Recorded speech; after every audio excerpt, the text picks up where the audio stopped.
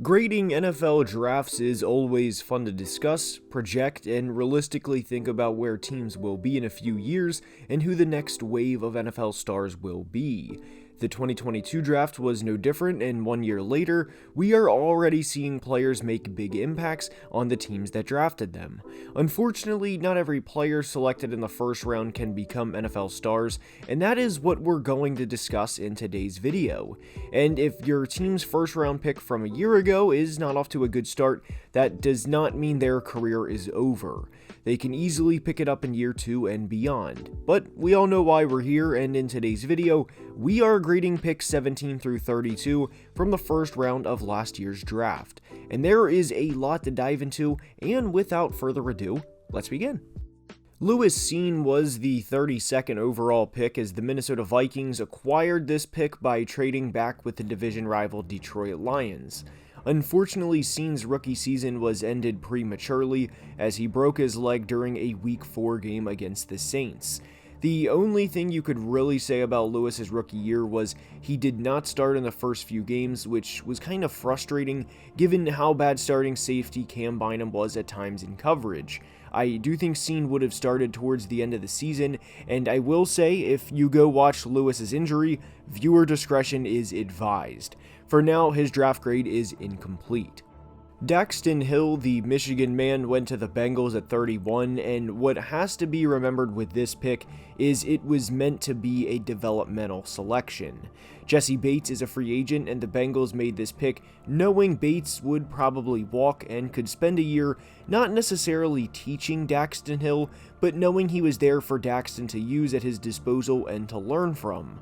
Hill played in more than 30% of the defensive snaps in just one game, and in that game they had him lined up at slot corner for 55 of the 66 snaps he played. He was targeted 5 times by Tom Brady, who, not surprisingly, went after a rookie DB who had not played much during the year, and Daxton gave up 4 receptions in coverage on 5 targets in this game, which I also do not think should be a surprise.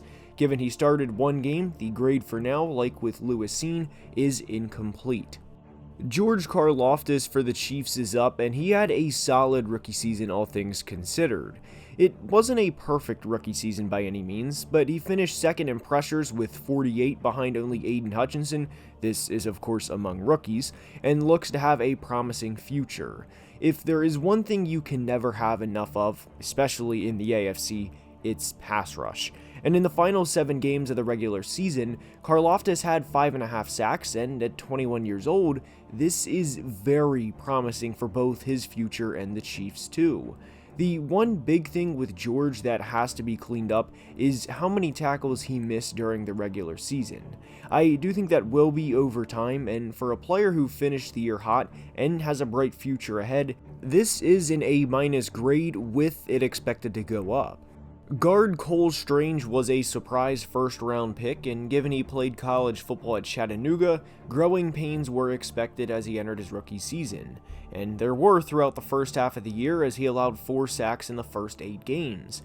However, he really cleaned it up in the second half of the season, and if you take away a game against Cincy in Week 16, in which he was going against one of the most underrated players in football in defensive tackle DJ Reader, he allowed just 2 pressures in the final 5 games of his rookie year.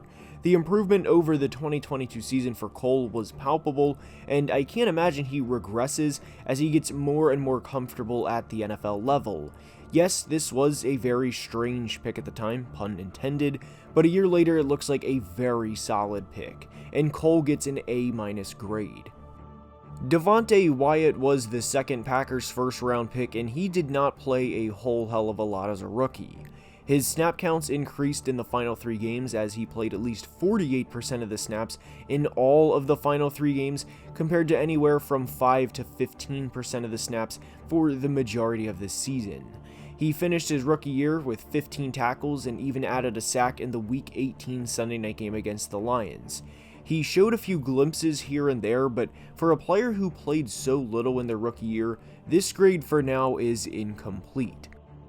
Devin Lloyd is a very tough pick to grade because there is a lot to discuss and process with this selection. Linebacker is a very tough position to transition to at the NFL level, and especially from a coverage standpoint. There were times Lloyd looked like a future star in 2022, but there were also times he flat out looked lost in coverage. And that's one thing you'll routinely hear about linebackers in the 2023 NFL Draft, is looking lost in coverage. And Devin has to improve there in 2023. This is a very difficult pick to grade because the flashes are certainly there, but so are the troughs. The future is bright in Jacksonville, and I do believe Lloyd will improve quite a bit next year. For now, it is a B-. Jermaine Johnson was the Jets' third first-round pick of the night and was not used all that much as a rookie. He was very much overshadowed by what was an insanely good Jets rookie class. When a team drafts Sauce Gardner, Garrett Wilson, and Breece Hall, it's easy to be lost in the mix. And during his rookie year, Jermaine played 50% of the defensive snaps in a game just once, which was in a 23-6 loss against the Seahawks in Week 17.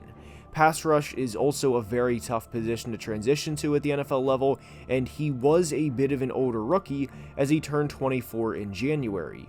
He flashed at times in 2022, but I hope this defense plays at an elite level in 2023, due in some part to Jermaine Johnson.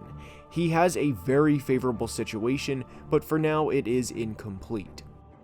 Tyler Linderbaum was drafted by the Ravens after they traded receiver Marquise Brown to the Cardinals, and technically after the Bills traded up to get corner Kaiir Elam. Linderbaum was touted as one of the best center prospects over the past 5 to 10 years, and for good reason. At 22 years old, he was a stud in the middle of the Ravens offense, and if he stays healthy for the next few years, it's hard to imagine him not going to multiple Pro Bowls. I think Linderbaum is the typical player who teams overthink and asks themselves years later, why didn't we just draft him instead? He's a plug-and-play player for several years and a high-level starter, an A+ grade. Tyler Smith, the left tackle, went to Dallas at 24, and he had some big shoes to fill.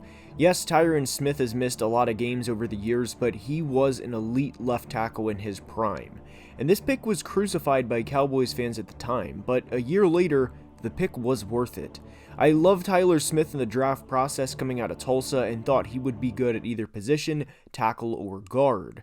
He had a solid rookie year, not generational or anything crazy, but a solid rookie year. He did allow 6 sacks, which I expect to lessen in 2023, and this was all done at 21 years old.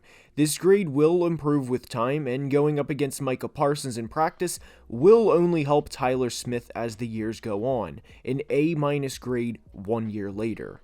Corner Kaiir Elam is a tough pick to grade, not because he's a rookie corner, but because he had a very unusual rookie season. There were times he looked like a good corner and a player who will try and stop the Mahomes and Burrows of the world for the next few years.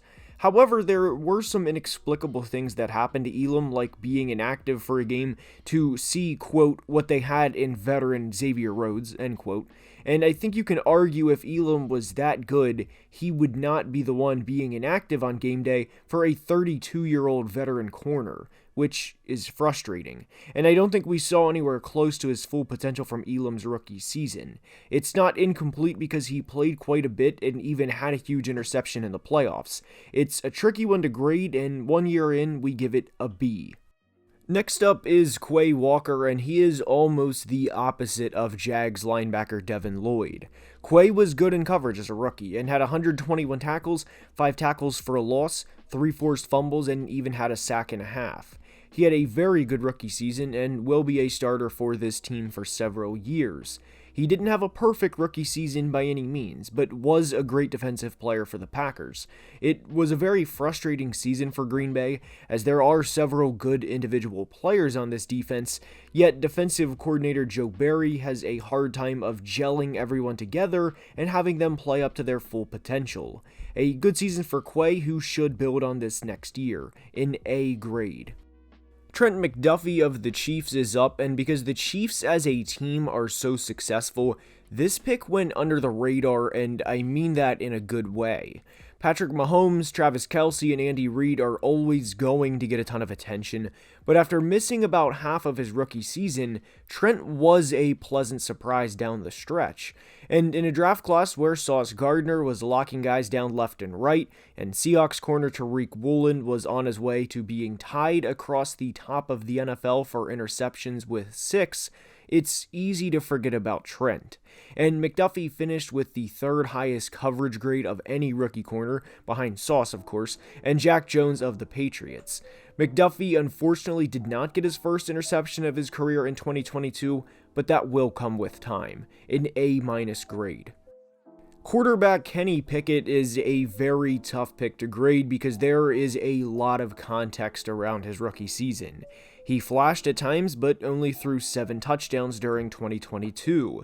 Several of his interceptions weren't his fault either, and Steelers fans will also, rightfully so by the way, tell you about how bad the offensive coordinator Matt Canada is. I don't think Kenny is a bust by any means, but I don't think you look at his rookie year and think, wow, what a player, and he is the next guy for Pittsburgh. Could Kenny become that guy? Sure, but I don't think he had an overwhelming rookie year. There were a lot of things out of Kenny's control during 2022, and we give him a C+ grade 1 year later. Trevor Penning was the Saints' second first-round pick of the night as they selected receiver Chris Olave at pick 11. Penning missed a lot of his rookie season due to a toe injury and did not play a lot when he came back.